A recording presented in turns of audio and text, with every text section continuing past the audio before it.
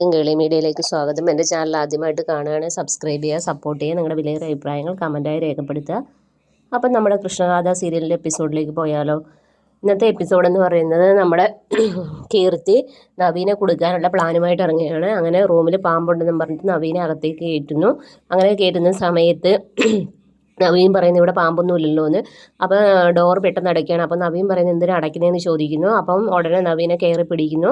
അങ്ങനെ നവീൻ വിടാനൊക്കെ ശ്രമിക്കുന്നു. ലാസ്റ്റ് ആണെങ്കിൽ അവൾ കരഞ്ഞ് എല്ലാവരെയും വിളിക്കുന്നു. അമ്മേ അച്ഛാ ഓടി വായോ എന്ന് പറയുന്നു. ഇത് കേട്ട് അവളുടെ അച്ഛനും അമ്മയും ഓടി അങ്ങോട്ടേക്ക് വരികയാണ്. എല്ലാവരെയും കൂട്ടി വിളിക്കുന്നു. ആ സമയത്ത് ഇവളുടെ ഡ്രസ്സ് വലിച്ചു കീറുകയാണ്. അങ്ങനെ പുറത്തിറങ്ങിയിട്ട് എല്ലാവരും നവീനെ അവളെ ഇത് ചെയ്തെന്നും പറഞ്ഞ് അവളുടെ അമ്മ ഭയങ്കരമായിട്ട് ഷൗട്ട് ചെയ്യാൻ തുടങ്ങി. അപ്പോൾ എല്ലാവരും നവീനെ സംശയിക്കുകയാണ്. ആ സമയത്ത് നമ്മൾ ഗാഥ അങ്ങോട്ടേക്ക് വരുന്നു. അപ്പോൾ ഗാഥ പെട്ടെന്ന് തന്നെ തിരിച്ച് അങ്ങോട്ടേക്ക് പോവുകയാണ്. എന്നിട്ട് ഗാഥ എന്നിട്ട് തൻ്റെ കൂടെയുള്ളവളോട് പറയുന്നു, എനിക്ക് നവീനെ വിശ്വാസമാണ്, ഒരിക്കലും നവീൻ അങ്ങനെ ചെയ്യില്ല, എന്തായാലും ഞാൻ അത് തെളിയിച്ചിട്ട് അടങ്ങുള്ളൂ എന്ന് പറഞ്ഞ് ഗാഥ അങ്ങോട്ടേക്ക് ചെല്ലുകയാണ്. എന്നിട്ട് പറയുന്നു, എനിക്ക് നവീനെ വിശ്വാസമാണ്, അവിടെ ഓഫീസ് റൂമല്ലേ, അപ്പോൾ CCTV കാണില്ലേ, അതെടുക്കാൻ പറയുന്നു. അങ്ങനെ മാണിക്യം പോയി അത് CCTV എടുക്കുന്നു. അപ്പോൾ കറക്റ്റായിട്ട് മനസ്സിലാകുന്നു നവീൻ ഒന്നും ചെയ്തിട്ടില്ല എന്ന്. അങ്ങനെ 3 പേരെയും നന്നായി ഷൗട്ട് ചെയ്തിട്ട് ഇറങ്ങി പൊക്കോളാനൊക്കെ പറയുന്നു. അപ്പോൾ ഗാഥ പറയുന്നു, സാരമില്ല, അവരെ പറഞ്ഞൊന്നും വിടണ്ടെന്ന് പറയുന്നു. അങ്ങനെ ഗാഥയോട് എല്ലാവരും നന്ദി പറയുകയാണ്. മുത്തശ്ശി നന്ദി പറയുന്നു, നവീൻ്റെ അച്ഛനും അമ്മയും എല്ലാവരും നന്ദി പറഞ്ഞ് അങ്ങനെ കൂടെ കൂട്ടുകയാണ്.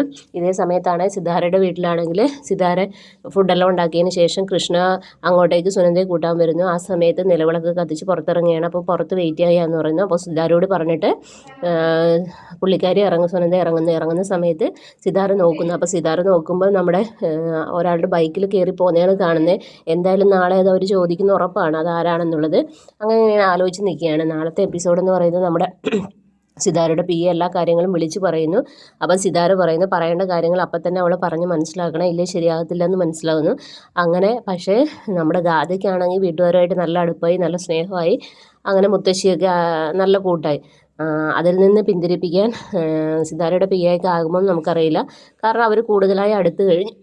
അങ്ങനെ അവരുടെ വീട്ടിലെ നിലവിളക്കൊക്കെ കൊളുത്തി നമ്മുടെ ഗാഥ പ്രാർത്ഥിക്കുകയാണ്. അപ്പോൾ എല്ലാവരും ഗാഥയുടെ കൂടെ ഇരുന്ന് പ്രാർത്ഥിക്കുന്നു.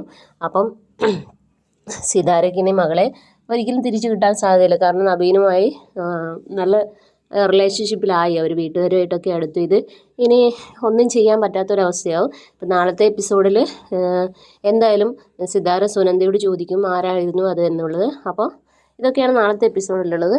അപ്പോൾ നാളത്തെ എപ്പിസോഡിനായി എല്ലാവരും വെയിറ്റ് ചെയ്യുക. അപ്പോൾ okay, bye bye, thank you.